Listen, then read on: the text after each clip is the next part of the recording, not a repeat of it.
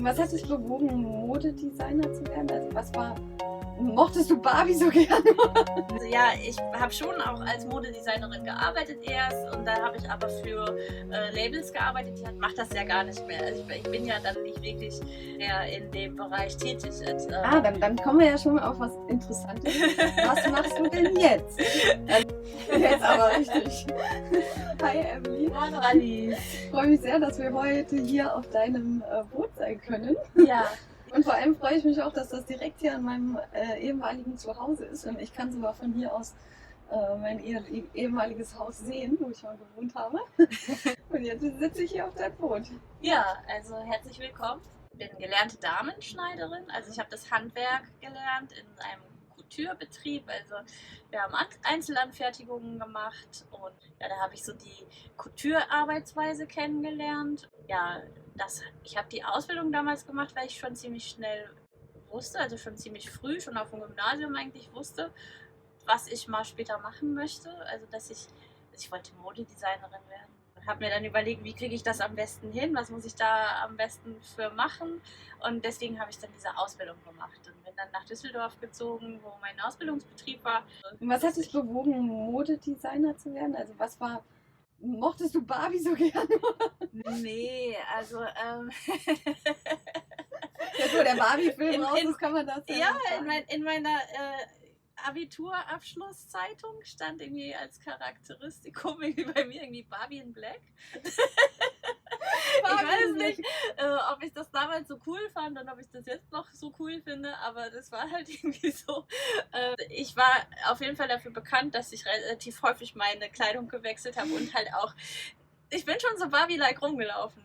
Also, ja, ich hatte auf jeden Fall so rosa Lacksachen an und sowas. Also ich habe ja als Kind Barbie immer gehasst. Ich habe lieber immer mit Autos gespielt und auch später lieber auf meinem Motorrad gesessen und darauf gefahren. Das ist bei mir ähnlich. Also ich durfte nicht mit Barbies spielen. Ich hatte nie Barbies. Aber ich habe die auch nicht wirklich vermisst. Ich habe immer mit Legos gespielt und einen Motorradführerschein habe ich auch. Also ich bin da schon auch irgendwie eher so. Ja.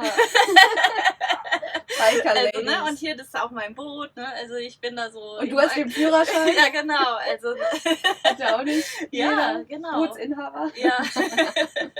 Genau. Also ich bin einfach so zu meinem Modedesign-Wunsch gekommen, weil ich einfach irgendwann mich selbst ausdrücken wollte und also mein Wesen über die Mode ausdrücken wollte. Das ist ja irgendwie so das erste Medium, mit dem man das so wirklich machen kann, finde ich. Also man trägt ja die Kleidung täglich und drückt sich ja automatisch irgendwie darüber aus. Selbst wenn man sagt, ich interessiere mich nicht für Mode, gibt man ja trotzdem ein Statement ab in dem, was man trägt. Also unterbewusst zumindest. Oder man gibt auch ein Statement ab, wenn man es nicht trägt. Ja, genau. Ne? Also man kann damit ganz viel machen. Und ich fand das halt irgendwie super spannend. Das habe ich so mit 13 oder so, ne, wenn man so was ausprobiert, da habe ich dann das festgestellt, dass ich gerne, ich habe einfach gemerkt, irgendwie, das würde ich gerne tragen, das gab es dann nicht. Dann bin ich gucken gegangen, irgendwie bei mir in der Stadt, da gab es das dann nicht zu kaufen, und habe ich mir überlegt, irgendwie, wie kann ich das jetzt, wie kriege ich das hin? Ich will das haben, wie kriege ich das hin? Irgendwie, am Anfang waren das dann irgendwelche Sachen, die ich abgeschnitten habe und irgendwie verändert habe. Aber das wurde dann immer mehr so zu meinem Hobby und ich habe dann immer mehr gemerkt, irgendwie so, das macht mir Spaß und ich kann mich darüber ausdrücken und kann das tragen, was ich will und was sonst auch kein anderer hat. Ja. So, ne? Also das war so der Initialfaktor, und also darüber habe ich dann halt mir selber auch Nähen beigebracht. Also ich habe dann versucht, dann immer anspruchsvollere Projekte umzusetzen und habe dann so meine ganze Freizeit damit verbracht und wusste dann irgendwann so, ja, das ist das, was ich machen will. Ich habe ja zum Glück auch Nähen gelernt, als ich auf der Waldorfschule war. Ah, okay, ja. Und ich mochte es auch immer so anziehen. Ich habe auch sehr viele verschiedene Kleider, weil ich auch gerne Farben mag, aber dann Gelb kann man ja nicht unbedingt jetzt mit allen Farben vermischen. Deswegen brauche ich immer viele Kleidung, um die verschiedenen Stile so miteinander kombinieren zu können. Und jetzt bei meiner Oma, als ich das Haus ausgeräumt habe, als sie ins Altersheim gekommen ist, habe ich ihre Kleider gefunden von, als sie 30 oder 40 cool. war. Das war so cool und das ist mittlerweile, sind diese Kleider alle wieder total modern. Ja. Oder halt auch, wenn nicht, ne? Also ich habe auch teilweise Sachen von meiner Oma getragen. Ich fand die dann einfach cool. Und mir war das egal, ob das jetzt modern ist oder nicht. Also ich habe das dann angezogen. Ja, ich finde, das macht halt einfach Spaß. Also ich trage gerne Farben und ich habe immer wieder gemerkt, dass sehr viele in meinem Alter, Frauen tragen wesentlich mehr so gediegene Sachen, braun, schwarz. Und wenn ich aber auf irgendwie Konferenzen war, wo viele ältere Frauen waren, die haben immer viel mehr Farben getragen. Okay. Ich weiß nicht, ob das an dem Alter liegt oder an der Generation. Ich finde das immer schade, dass so viele eben dunkle Sachen tragen und sich auch immer so nach der Mode richten sozusagen. Was ist denn dein typischer Stil? Also woran erkennt man, das ist von Evelyn geschneidert? Ach so, ja, keine Ahnung. Gibt's da was? Nee, weil ich mache das ja gar nicht mehr. Also ich bin ja dann nicht wirklich mehr in dem Bereich tätig. Also und dann kommen wir ja schon mal auf was Interessantes. Was machst du denn jetzt? Also wie hat sich das dann weiterentwickelt, nachdem du die Ausbildung hattest? Genau, also ja, ich habe schon auch als Modedesignerin gearbeitet erst und da habe ich aber für Labels gearbeitet. Ich hatte dann so für verschiedene Streetwear-Labels eigentlich gearbeitet und hatte auch mein eigenes Label gegründet mit Partnern zusammen. Habe ich dann auch Designs gemacht, aber es war halt immer für ein gewisses für eine Marke, für ein Label. Also ich habe jetzt nie meine eigene Kollektion, meine ureigene Kollektion rausgebracht. Deswegen könnte man das jetzt gar nicht so sagen, was steht jetzt unbedingt so für mich. Ich habe dann irgendwann, habe ich ja natürlich sehr viel Erfahrung gesammelt im Design und in der Produktion und wurde irgendwann angefragt von meiner ehemaligen Professorin, bei der ich mein Diplom gemacht habe, ob ich sie vertreten möchte. Sie wollte ein Urlaubssemester einlegen an der Hochschule und hat mich halt irgendwie angerufen nach 8 Jahren. Ich hatte die ganze Zeit nichts mehr von ihr gehört. Da war ich natürlich super überrascht und dann hat sie mich halt so aus heiterem Himmel gefragt, ob ich das machen würde, weil ich immer gerne Sachen ausprobiere, auch gerne mich selber fordere, habe ich das dann einfach gemacht. Also bin da so ins kalte Wasser gesprungen und habe eine Vorlesung gehalten. Ich habe ja in Berlin studiert und habe dann hier, also nachdem ich nach Berlin gekommen bin, ich habe in Düsseldorf meine Ausbildung gemacht, dann war ich in Frankreich, habe da gearbeitet, als Schneiderin gearbeitet, am Grand Théâtre de Bordeaux und dann war ich noch in Paris, also ich bin so rumgekommen und ja, heute noch, jetzt wohne ich in Potsdam, aber das ist ja nicht weit und wurde dann von meiner ehemaligen Professorin eben angesprochen, ob ich sie vertreten würde und bin dann an meine Hochschule gegangen und habe dann dort angefangen zu unterrichten und das war von Anfang an klar, dass es nur für ein Semester ist.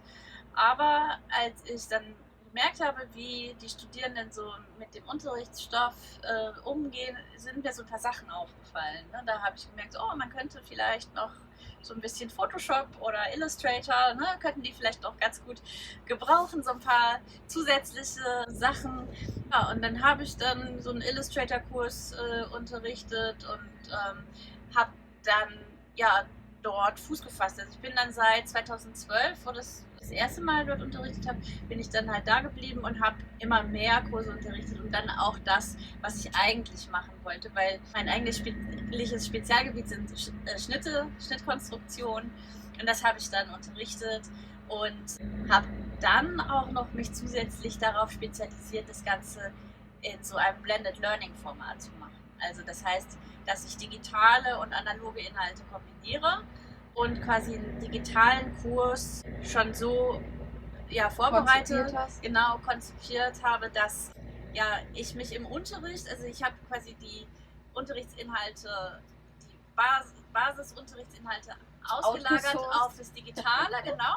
Das konnten die Studierenden sich dann selbstständig aneignen und die Unterrichtszeit, die Präsenzzeit, die haben wir dann dafür genutzt, um entweder Fragen zu klären oder um so Projekte dann umzusetzen mit den Studierenden. Also meiner Meinung nach kann man durch so eine Blended Learning Sachen die Unterrichtszeit viel besser ausnutzen. Und ich habe das halt schon so früh ausprobiert. So 2012 habe ich da angefangen und dann habe ich mich da eingearbeitet in dieses Blended Learning und digitale Lernen.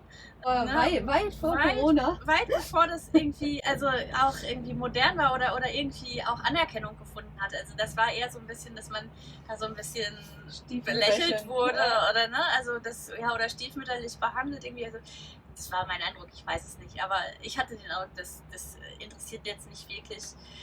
Aber ich fand's gut. Ich fand's, also für mich war das irgendwie so die perfekte Art zu unterrichten. Und deswegen habe ich da so da habe ich das halt beibehalten. Und jetzt dann, als Corona-Zeit kam, da hatte ich dann natürlich irgendwie einen riesen Vorsprung, weil ich ja immer noch in der Lehre immer tätig war. Und dann war das auf einmal stark gefragt. Und bist du mittlerweile Professorin für? Nee, ich bin keine ich bin auch immer noch an der Hochschule tätig, also für so ein Computerlabor auch zuständig. Und okay, du arbeitest an der Hochschule und was machst du nebenbei, neben der Hochschule? Ja, also ich habe also quasi meine eigene Lernplattform gegründet. Also das ist die ESB Fashion Academy.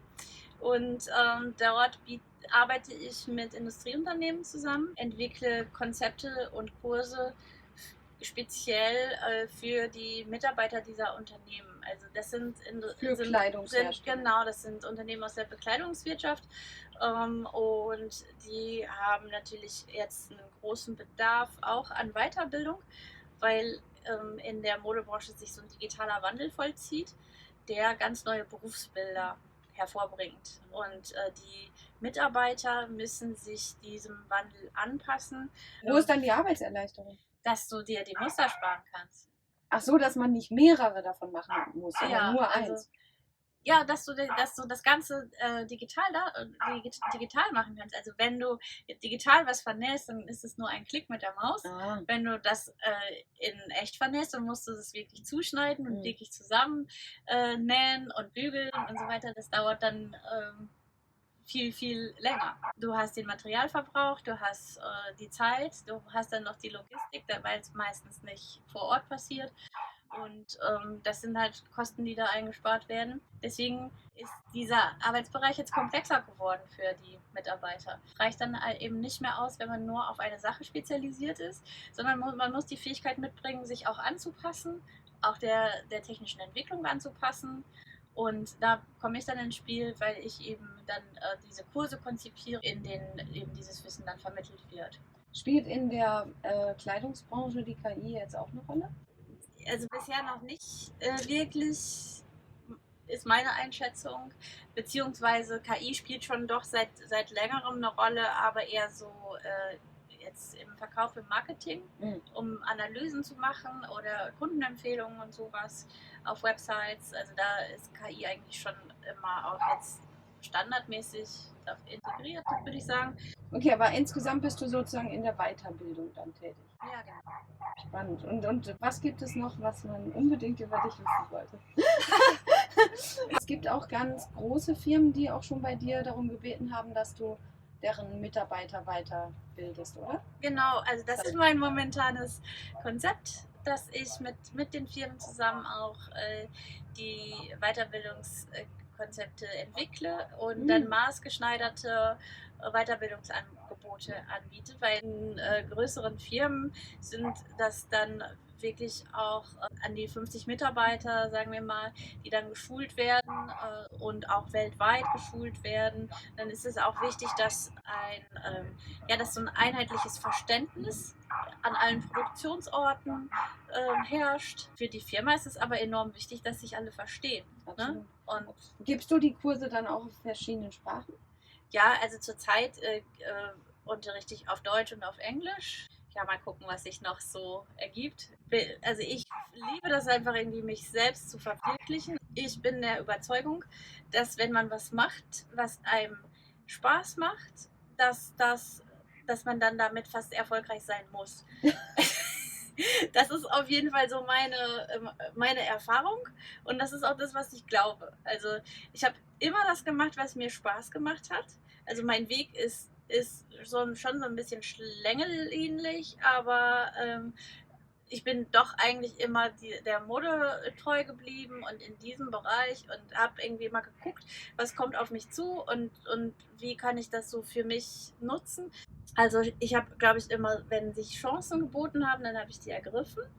Und dafür braucht man, glaube ich, ein bisschen Mut und das möchte ich allen Frauen vor allen Dingen auch mitgeben. Also dass man wirklich sich einfach traut, so auf sich selbst auch so zu hören. Und sich dann auch traut, sich selbstständig zu machen, auch wenn das viele Risiken hat.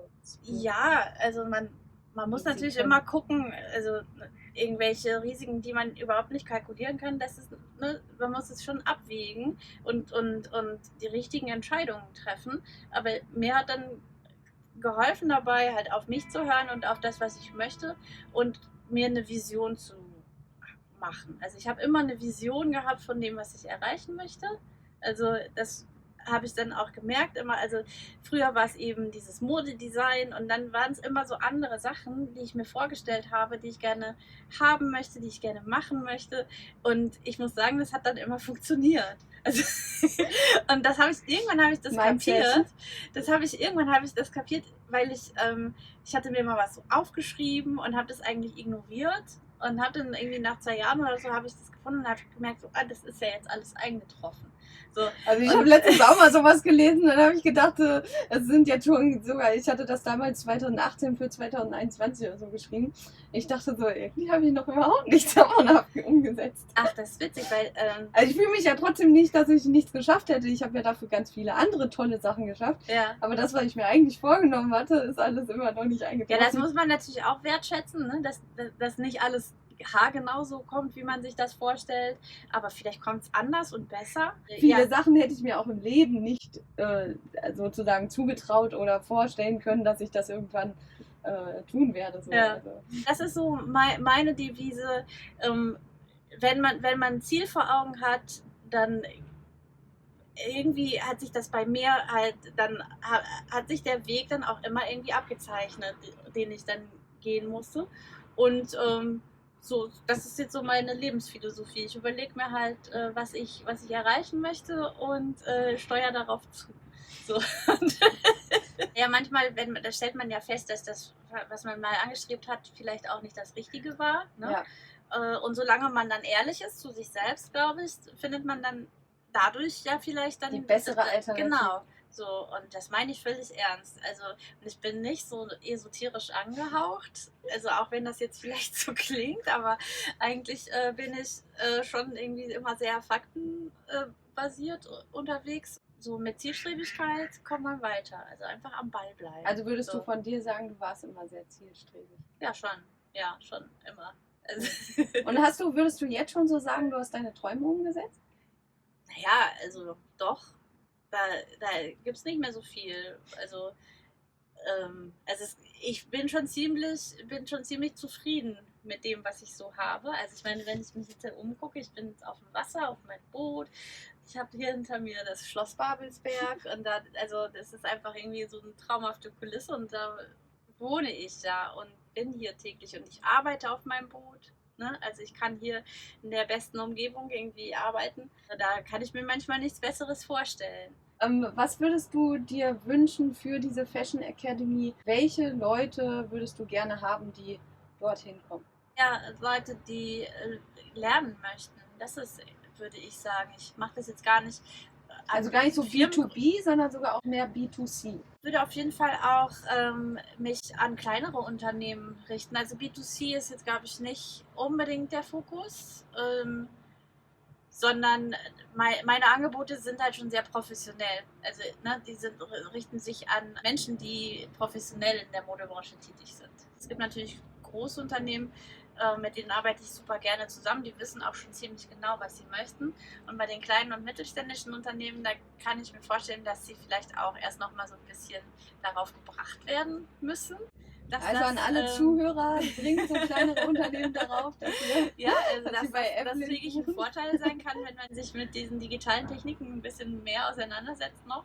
Das wäre wirklich dann so eine Win-Win-Situation, weil ich wirklich der Meinung bin, dass man irgendwann auch da einfach nicht mehr dran vorbeikommt. Ja. Und genau. Vor allem auch an der Digitalisierung insgesamt sehen wir ja jetzt schon, kommt man einfach nicht dran vorbei. Ich glaube, bei mir gibt es eben die entsprechenden Kurse, wo man eben langsam daran gebracht wird und es wirklich auch dann versteht und versteht, warum und warum es gut ist, das zu nutzen, und ja, dann es auch wirklich nutzen kann, ne? So zum eigenen Vorteil nutzen kann.